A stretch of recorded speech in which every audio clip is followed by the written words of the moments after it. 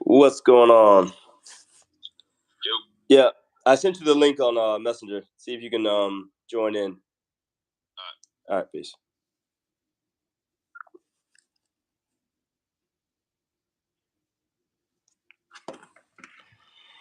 What's going on? What's going on? We are live here on YouTube to recap the Crawford Spence fight, and I am still just like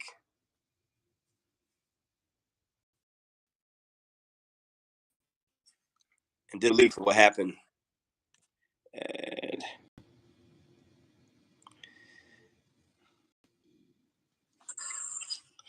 all right, for the full introduction, what's going on? My name is Jared with Sacred Boxing. I am here with my brother Jerome from Team Robinson MMA in Sumter, South Carolina. I'm in Charlotte, North Carolina, and we're just recapping what took place last night with the Spence Crawford fight. It was epic. It was epic. And, always have respect for individuals that step in the ring, put their life on the line, because that's what's happening. Their health, their life, their legacy. And no disrespect to Spence at all. But we're just more so talking about the level and the realm of what Crawford displayed last night was unbelievable. To be in with another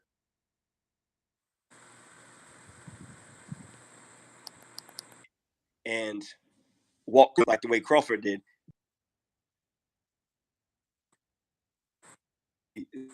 So many words to share on that. We decided to go live with it.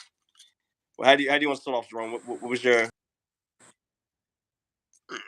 next day thoughts, or the same thoughts, or what's going on? We had a long of course, talk last the night.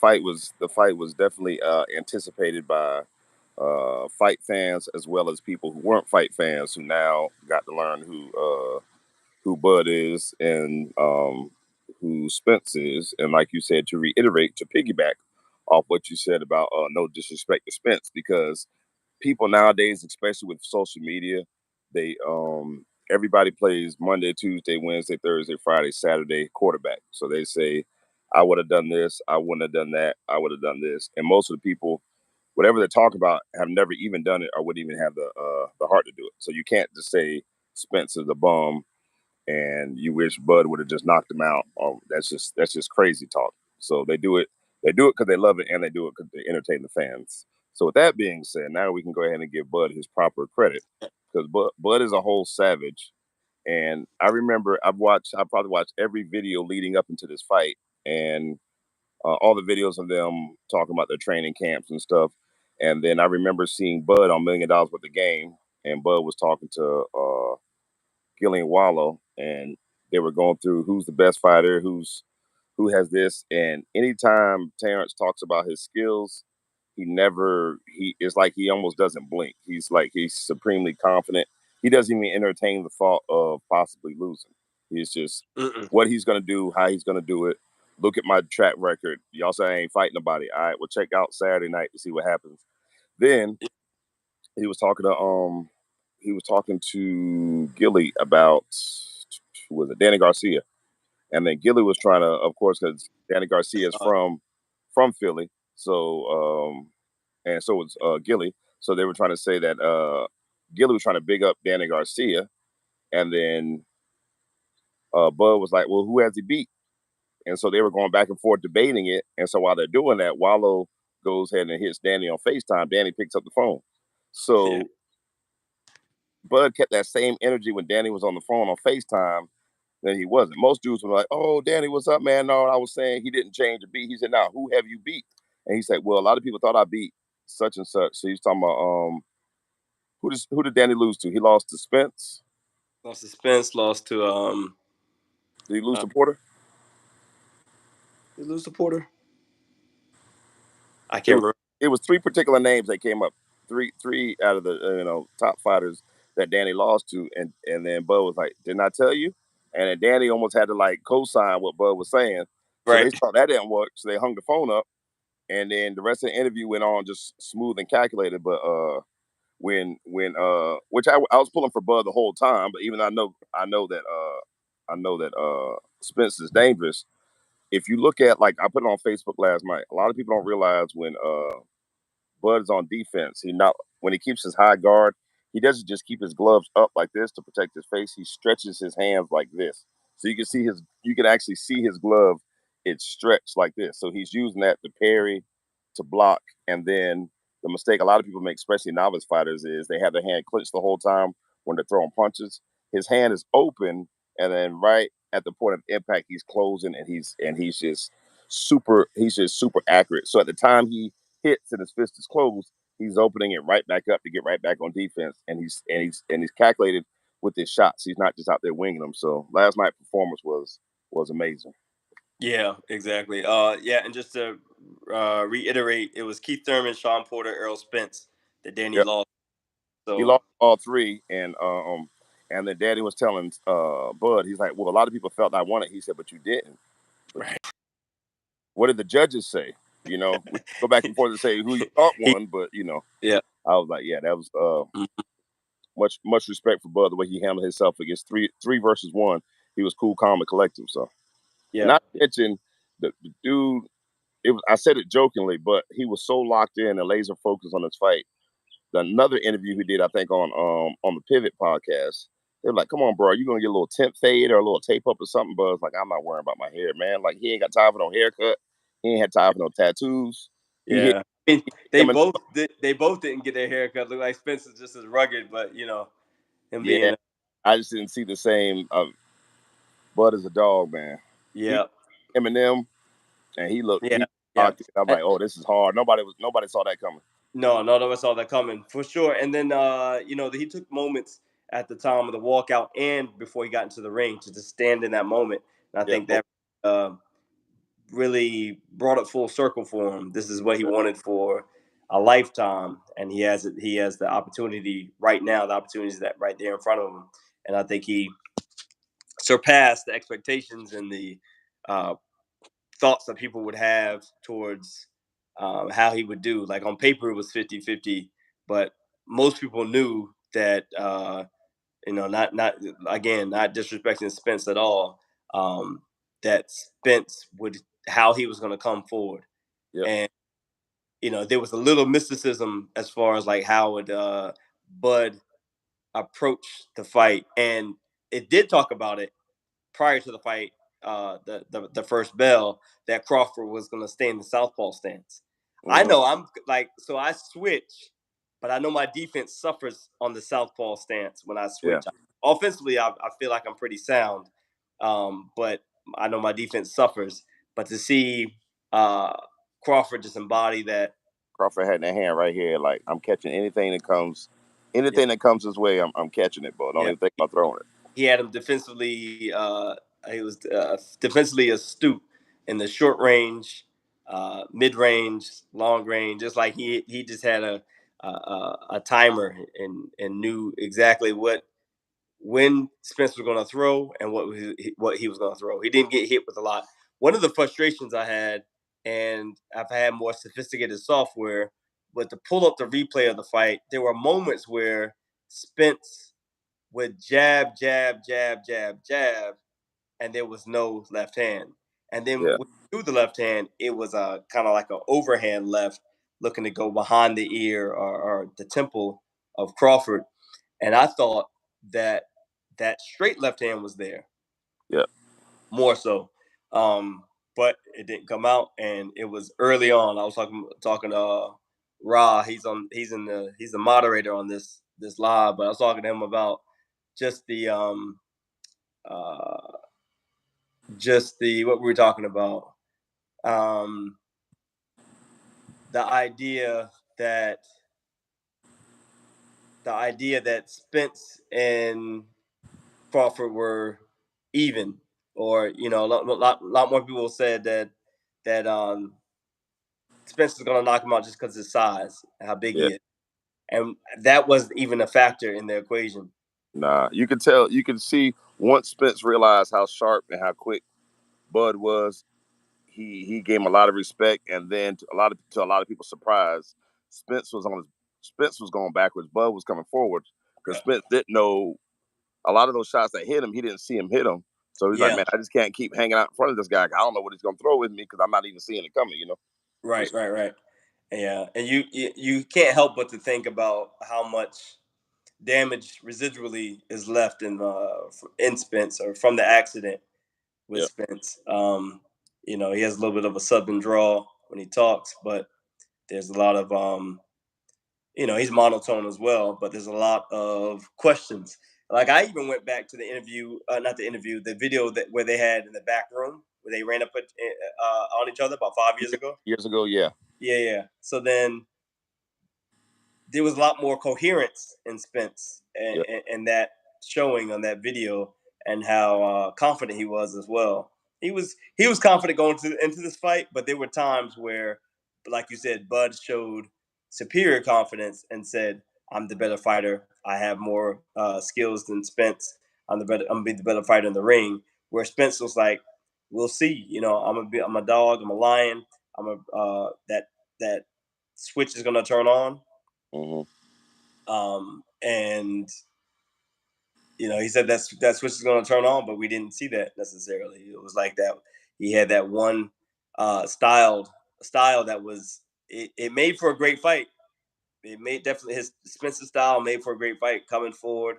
But we kind of knew what he was going to throw, and yeah, you know, yeah. and, It was and Crawford knew the same thing. predictable on his side. Say what again? Everything was predictable on his side.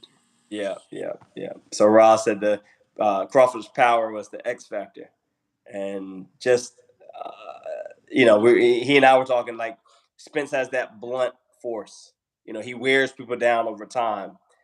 Second half, the end of the fight is probably where most of his knockouts will come from, Yeah. versus that electric, shocking power that Crawford has, where it's like an electrocution. The energy of the shot, the Mm. power of the shot, still you can still feel it after he stops hitting you.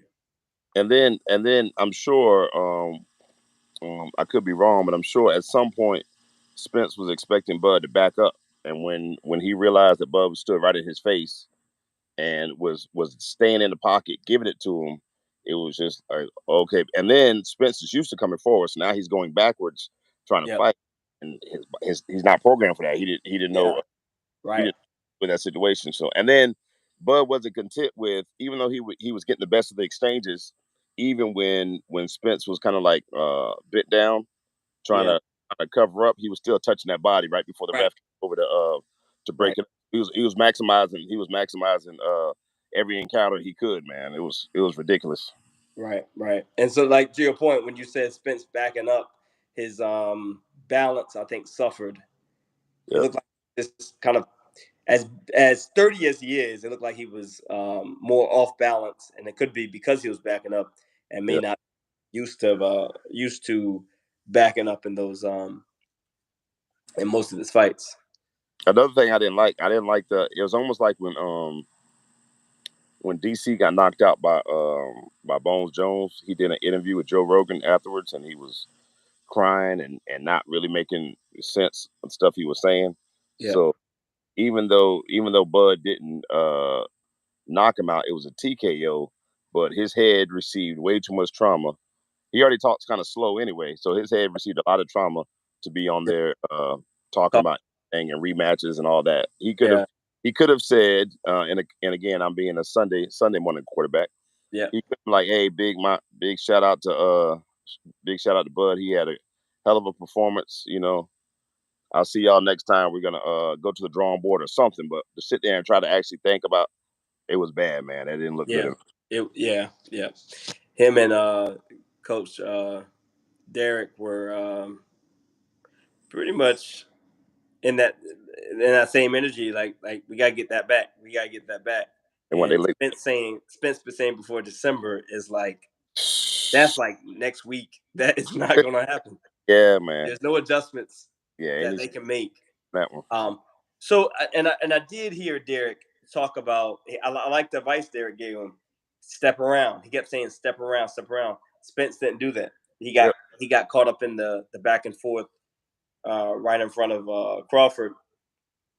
But I mean, as far as like implementing the angles and sidestepping, that would have been a better look. But I still don't know if that would have been the answer. Like I know on your side, you have some people that are Spence heavy, heavy on Spence. So then the pause. The idea they that Crawford actually won, they came with excuses, right? Oh yeah. One, One guy, man, I don't know this dude. He said he was going to train at the gym or something, but I saw in the comment section because you saw the video prior to the fight of Derek wrapping Spence's hands, but Bud was wrapping his own hands. right. But putting tape on his skin first. So he went tape directly to the skin, then he went gauze, and then he finished doing the wrap. So the dude was like that he was putting tape directly on the skin. That's cheating. Like if it was cheating, the boxing commission wouldn't let him do it. They were standing right there when he did it. So if that's what works for him to give him the support he needs, because he knew Right. those gonna be busy all night. He needed to reinforce his wrist. So I love it, Yeah. man. Yeah. But dog, man. Yeah. Yeah. But on my side, I had one of my clients mentioned that they thought that his weight cut was Mm. one of the reasons why he lost. And I was like, I heard he had a new nutritionist. He was on weight the whole time. But when people say the weight cut, how many other fights has he had at this weight? It's not a new weight for him, is it? Right, right, and which they both are can't wait to get to 154. Yeah, You know, so and the reason my client was talking about the weight cut was like he looked so good in round one. And yeah, it's like, okay, yeah, he looked good in round one. So then what factor changed from round yeah, one to round two? yeah, And that would have been had to been the offense of Crawford in yeah, round two that separated Spence from doing the same thing he did in round one. He started with a sharp jab. He I think he even maintained or established his distance first, hmm. and then um, everything else was I like everything. how when Bud came out, he paused and let everybody know it was on. They were on his time. You know, Yep, when he yep, first came out, and then when he stood there, like you said, he was taking in the moment, but it was like he was drawing off the energy of the crowd, and right. he came in there supremely confident, as if he already knew the outcome. He just had to go through the motions, man. It was beautiful to watch. So, but it was funny because there were some guys here in town on Facebook when I put a post up saying who y'all got, and people putting fish, guys putting the truth and putting fish in the comment section. I'm like, oh man, they just heard Spence's nickname yesterday. Right. All before he Yeah. was Earl Spence. Now they act like they know him for, oh yeah, I got big Call him by his fish. I nickname. got the truth. Ah man, yeah, come on, man. Hey, Yeah. everybody gotta have a fighter, but and then one dude came back this morning and told me, oh, I didn't even know too much about Bud. I only saw a couple of his fights, but I watched a couple of his highlights, but I just been really following Spence. I'm like, okay, it's Oh cool, yeah. man. It's cool. Yeah. Yeah. No, I didn't see Bud rapping at the weigh-in. Huh? I didn't see that. Rogers put when Bud started rapping at the weigh-in. Um, that I didn't see that. What was he rapping? I don't know. Ross said when Bud started rapping at the weigh-in, I was shook. Oh, I didn't see that.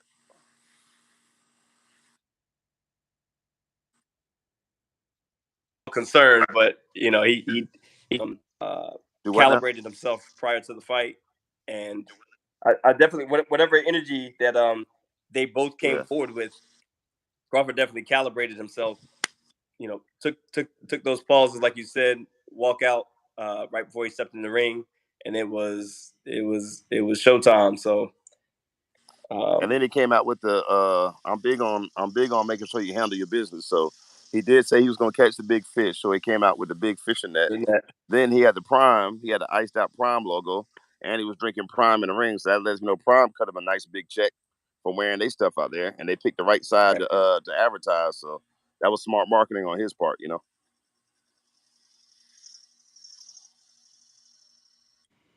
Yeah, a little bit. But yeah, no, I'm going to look up the Bud rap. Is Crawford the best switch hitter in boxing right now? I got to say, yeah. Yes, sir. I got to say, yes. Nobody does it better. We watched Crawford become Neo, the one, during this fight. That's what it was. Yeah, like he had a cheat code out there, bro. Man. He put in the cheat code before the bell rang. He was a dog, man. Yep. But yeah, just wanted to do a recap on YouTube. Want to go to Instagram too, Jerome? You up for? You up for Instagram? Yeah. I know you outside getting some vitamin D. Yeah, man. All right, cool. So I'm gonna end this live. We may touch back on it. Back